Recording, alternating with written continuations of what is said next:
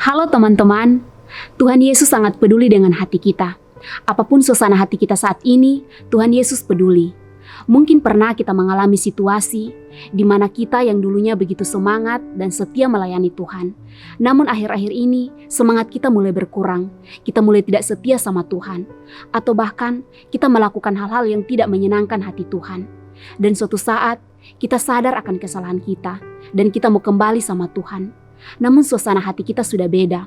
Apalagi kita diintimidasi dengan pikiran dan juga perasaan bersalahnya kita sama Tuhan.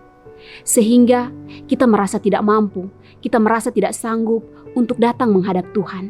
Kita tidak lagi merasakan apa-apa ketika ada dalam hadirat Tuhan. Hati kita begitu dingin. Tapi teman-teman, kita harus sadar bahwa ketika kita merasa tidak mampu, kita merasa tidak sanggup untuk datang kepada Tuhan, di situ Tuhan sendiri yang akan memampukan kita. Tuhan yang akan menguatkan kita dan membawa kita untuk kita datang kepadanya. Karena Tuhan Yesus sangat peduli dengan hati kita. Jadi, ketika kita merasa hati kita dingin, jangan menjauh dari Tuhan. Bawa hati kita untuk tetap dekat dan bersekutu dengan Tuhan. Karena hati kita hanya akan bisa tenang ketika kita dekat dengan Tuhan.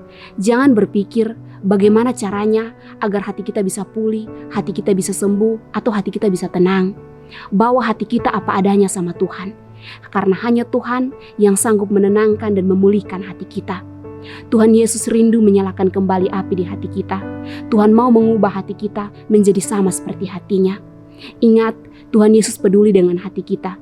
Tuhan Yesus peduli dengan seluruh kehidupan kita. Tuhan Yesus mengasihi kita semua.